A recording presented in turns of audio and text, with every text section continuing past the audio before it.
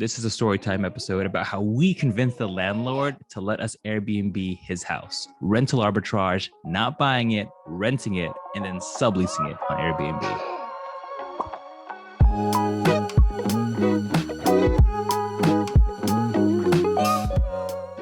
All right, what's up, you guys? Welcome to Investing with Nabaldo Finos.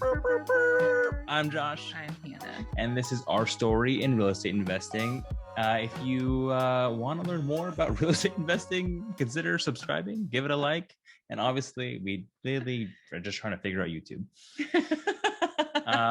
In this episode, we are talking about rental arbitrage. Wow, what is rental arbitrage? What? Babe, You like that? What is rental arbitrage? Okay, so this is when you don't actually own the property. You're going to lease a property and then you're going to use it as an Airbnb with the owner's approval, of course. Yes. So, I mean, of course, I'm sure like everyone in the whole world, you know that rental properties make a lot of money, especially vacation rental properties. But you can do it without owning it. Whoa, just to be clear though, we've never done it. We have. We're just talking about our experience. But in this video, we're talking about how I convinced the landlord, she was there to also help, for us to rental arbitrage a property.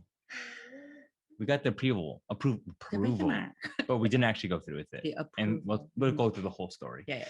Anyways, so first off, we liked this. Part of this, if you haven't been following along, you haven't scrolled back to our first video, it's because we still live with family and we're trying to get enough rental properties to comfortably afford buying a house in the Bay Area. To not live with family. I'm obviously with my family, but yeah. I mean, if someone so we're looking to move out. And so we've been looking at apartments. Yes. And then, of course, everyone's always talking about house hacking. And even better, this could be house hacking with an Airbnb vacation rental. And so there was a unit that was by downtown San Jose that we found that was a it's kind of a duplex. With it was a house that had an in-law unit attached. An ADU. An attached ADU. It was a 3-bedroom, 1 bath on one side with a studio with the bathroom on the other side. I was like, oh, this is perfect. Close by my work. We could Airbnb that one to a traveling nurse or somebody. We could subsidize our rental, right? Because I think it was rented for like $3,200. It was advertised $3,700. Oh, $3,700. I was like, oh, that's a lot. But if you could rent it out and at least get, between $1,500 to maybe even $2,000 a month of rental income, that would then bring the rents down a lot. So Jinx. Yo, Mikas. Oh, don't do that in front of everyone. It's embarrassing. Okay. She's embarrassed by my cuteness. Okay. Okay. So first off, let's just show you the property because that's more fun, right? Babe, what did you like about the property? Well, it was all like renovated, rehabbed. It was all fresh and new. Yeah, everything was new. The kitchen was new. Appliances were new. There's a nice little laundry room that was there too. These huge bay windows. Yeah, not much for a view though. Yeah, not. The neighborhood was one of the things, and then this like sitting room too was like. It was an awkward small space. I don't even know what it was. And then there are small bathrooms. Yeah. Or bedrooms. Yeah, that was a bedroom bath. I think that was the master, right? That was supposed to be the master with the ensuite. I mean, they had nice finishes and it was really well done. Just the layout was not awkward. Super great. The bedrooms were smaller than this wide angle camera would allow it to be. But it was nice. And then here is the studio. Now the studio looks bigger than it is, but I think you could probably fit like a twin size day bed or something like that. And that was pretty much it. Yeah. Like this video does not do it justice in terms of how big the studio is that was attached. Do it justice meaning that it was better than it was. It's just small. It's actually smaller than what it might look like right there. So I think right now I'm trying to do like and then you'll do it. Yep.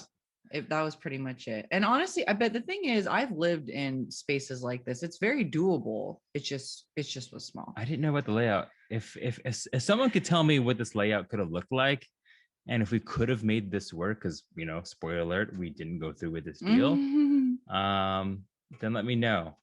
But, and then there was a bathroom, but the bathroom was actually pretty cute. Anyways, so that was the property. So we met the owner. It was a direct, the leasing agent was actually the owner. It was him and his brother that owned that property. It was a family property that they've had for a while. And they also owned a commercial building next to it, which is part of our decision making here. So when you first came in, what did you think about the owner? Oh, I mean, super nice and friendly, and I mean, easy to chat with. I didn't really have any thoughts about the owner. I mean, I was a little more excited about that the owner was there, because that means I had a chance to sell him. Okay. Right? On the idea of rental arbitrage. Yeah, because if you talk to a leasing agent, then we'd have to go back and like talk to the owner, and then you have someone else convincing the owner versus you being able to directly convince the owner. Okay. There's no middleman. Anyways, he was, I don't know, probably like, I actually said he was in his 70s. Oh yeah, that's right. And then he owned some land, talked about real estate. He owned the property, the commercial property next door. And I said, oh, you know, of course, we had the cute pregnant wife, and we had, we left the toddler at home, and we were just trying to charm him. I was trying to charm him the whole time. What? Nothing. I just think you're already like a naturally charming person, but I when you say like you're trying to charm him, I was 100% trying to lay it on thicker. But I feel like you're just like naturally like easy to talk to and like nice and polite and everything like that. So. True, but I put on like full on sales mode. Because here's the thing, right? Like you're asking someone who probably doesn't want to do a subleasing thing, right? Or put their property on Airbnb to now allow them to convince you to do it, right? So anyways, told them about ourselves, our story, our growing family, all that good stuff. And it was nice because we were in person, checking out the units, talking about our initial concerns, just living there. Yeah. You had something to add? No, nothing. I just, when you say charming, I'm sorry, I'm like still on it. I think what you were doing was like putting little nuggets of like information, because you were like building up towards a specific conversation, because you did have an agenda. Oh, 100%. Right. But I just feel like, you know, I just don't, it's sale. When you say salesy, it seems so like grimy. You weren't grimy. You were just being like a normal person, but you were intentional with the information that you were providing. True, but I'm also like trying not to be like this was my strategy going it's a sales strategy. Like they have to buy into us. That's true. And we honestly do want to take really good care of the property and have a safe tenant or guest on the side, because we would have a toddler and a newborn. Like we're not trying to like be all crazy with this. Like it needs to be a win-win for everybody. And I think that's what's important, is that it's a win-win for us. It's a win-win for the landlord. But yeah, some of the nuggets that I've planted. Wait, speaking of nuggets, I think, did you fart or did Ezra poo? Ezra, did you poo? I can smell. Like, you think we can finish in 2 minutes and then change them? Please, okay. So let's talk about the nuggets that I planted. Yes. And little seeds. Yes. One, real estate investing, that we were real estate investors. Yes. As we first walked in, I immediately, I was talking to him about us. He was asking what we did for work. I tried to bring in that I work for a local winery, J. Lord, that's down the street, that, is perfect location to commuting, that she just moved into an acquisitions role for a real estate investment firm, and that we had 3 other rental properties out of state. I wanted to let him know that we were also property owners managing rentals, because that's like commonality number 1. Yes. And then you just walked around, talked about the growing family, get to know us, ask about him, his portfolio. He had multiple properties and commercial side, saying, oh man, I eventually want to dive into commercial side and things like that. Right. Again, trying to build more rapport, more common ground, and let him know that, we are responsible people. And then we checked out the unit and looked at it. And then that's when I put him in conversation. I planted the seed. Yeah. I don't remember exactly what you said. Do you? No, I didn't. I mean, I did just ask and say, hey, would you be open? I think that space there is great.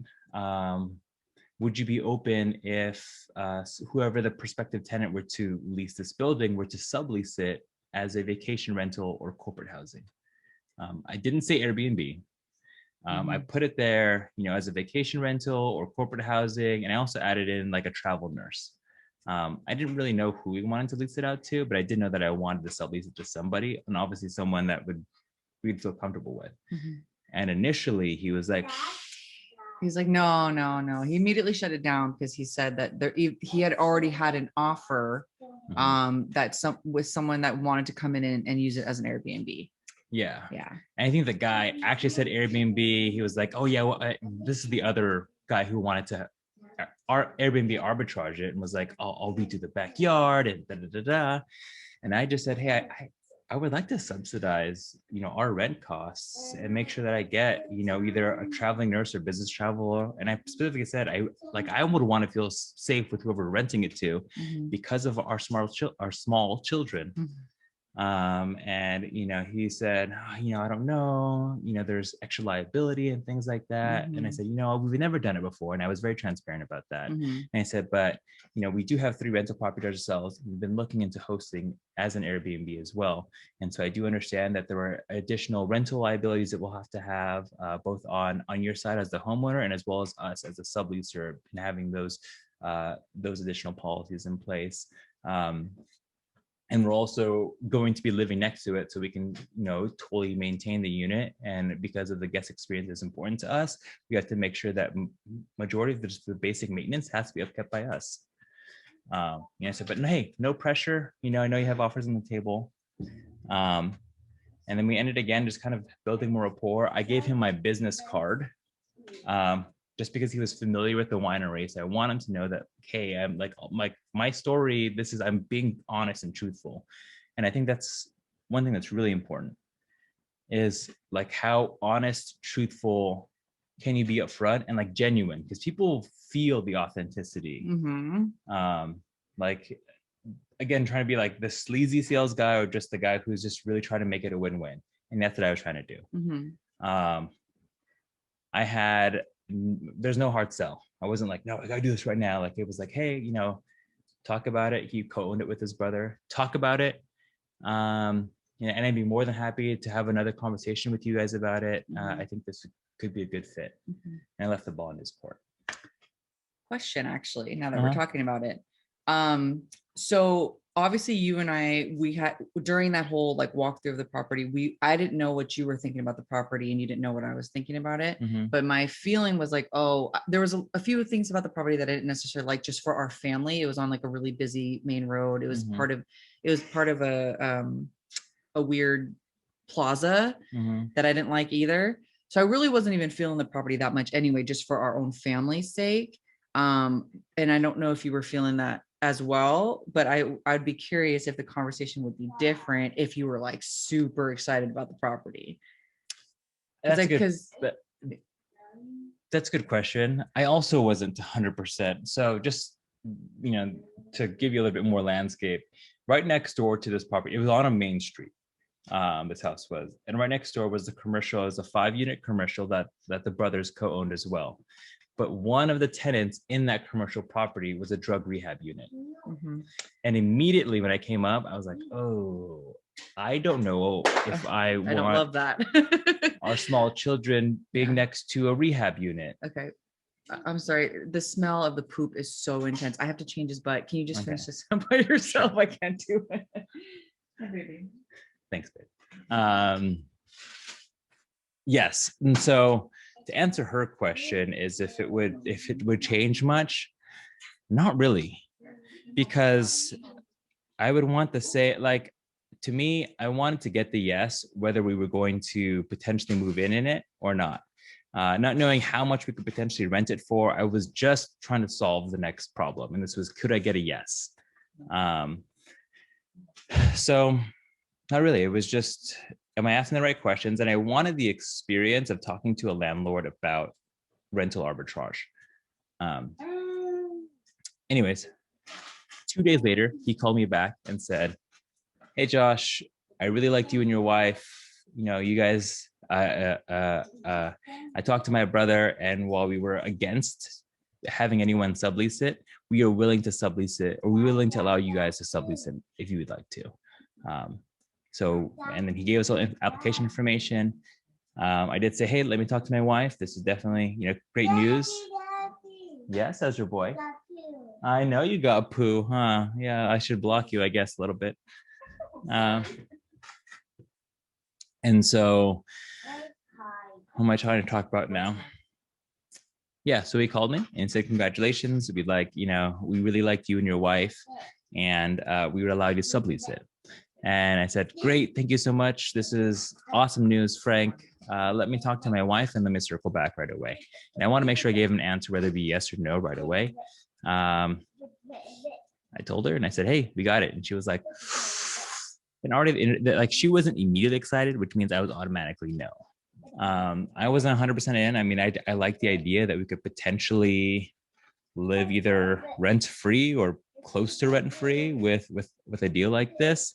But there's just a lot of factors. That rental unit being too small. If it was maybe 25, maybe like a 5 by 5 square foot larger on each side, that would be nicer. Also, the area was not that great. So I called them back and said no. But I think overall, it was a really good experience just to have the conversation with another property owner about us being tenants and then doing the rental arbitrage. Long story short, we got the approval. We were able, if you wanted to do the rental arbitrage. We ultimately chose not to, just because of location for our own family's sake. If you would have done otherwise or something different, please let me know in the comments below. If you have any other tips for securing rental arbitrage properties, let me know as well. This toddler is getting crazy, so I got to get out of here. But if you found value in this, make sure to give us a like, subscribe down below, and I'll catch you guys on the next one. Cheers.